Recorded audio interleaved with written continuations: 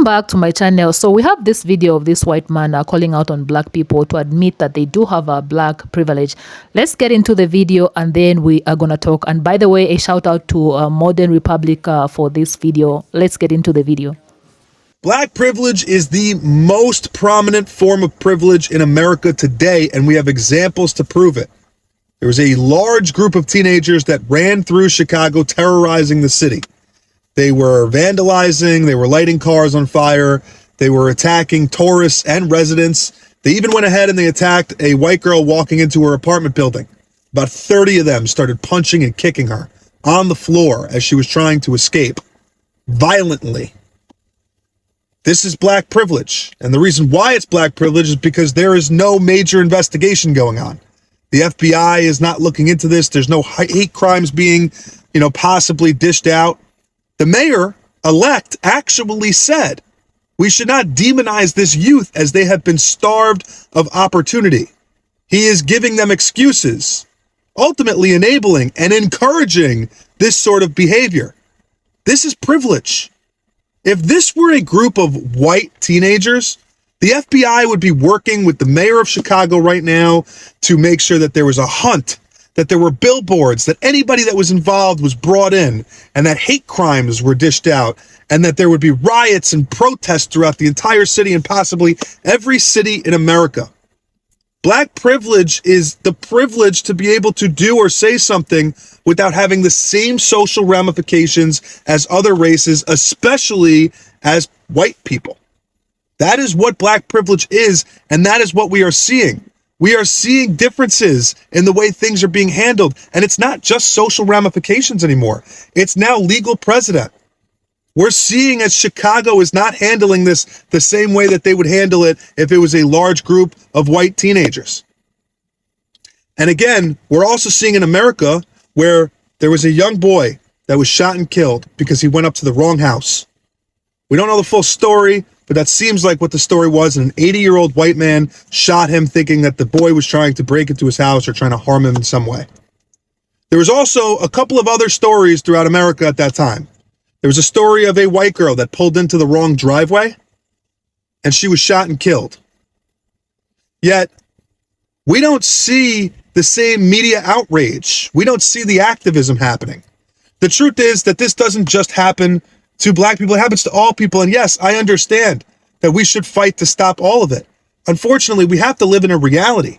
And every time we point the finger and say, well, that's because of racism, all we're doing is we're further dividing this country. So why not look at a situation and say, it was really bad that that happened. This is the reality that we live in. Let's try to figure out ways that we could stop this from happening. But instead, people start rioting and protesting because they think that there's something that was unfair that's happening to an entire race of people based on one incident. Black supremacy in America is real. And I'm going to keep posting the comments that I get and the messages that I get. I get death threats. I'm going to keep posting them. I'm going to show everybody that black supremacy in this country is real and that there are some white people that are probably in danger. And there are events that do happen that do involve a black supremacist. We just don't put it in the media. The mainstream media doesn't pick up on it. So look at comments like this. Realize they're going to get rid of white people for good. This is dangerous. This is very dangerous rhetoric that people are spewing right here on TikTok.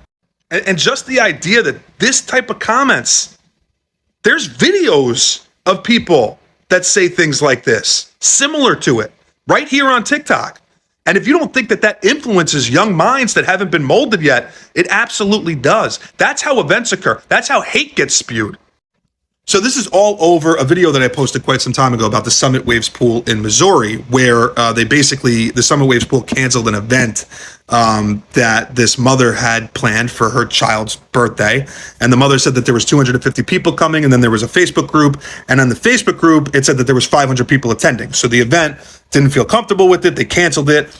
They tried to contact the mother, couldn't get in contact with her. The mother showed up with a whole bunch of kids. And basically they said, unfortunately, the event is canceled. There's too many people coming. and the mother started berating the employees. All the kids started berating the employees. They were filming them, calling them racist, and then everybody on the internet decided to go up in arms. But obviously, it wasn't racism. I mean, the Summit Waves Pool hosts parties all the time, host parties for Black people all the time. There's plenty of Black kids' birthday parties at the Summit Waves Pool. So it had nothing to do with racism. They didn't show up with Black kids and go, well, we don't want Black kids at our pool. No, it was literally because there was 500 people that were supposed to be attending and they didn't feel comfortable with it. So I called that out, and I got death threats. I get constant comments. I mean, I don't care. Again, I'm not saying, all I said is I called it out because it wasn't racism. It was ridiculous to think it was. Anyway, my point is that this is Black supremacy. And there's a Black privilege in this country that allows this sort of behavior to happen. It allows people to berate employees and say, you're racist, you're racist, you're racist, and there's no ramifications for it. Again, I think the Summit Waves Pool, and I said this in my original video, I think that they should be suing the parents, ultimately. But of course, what did the Summit Waves Pool do in Missouri? Well, they apologized afterward, right?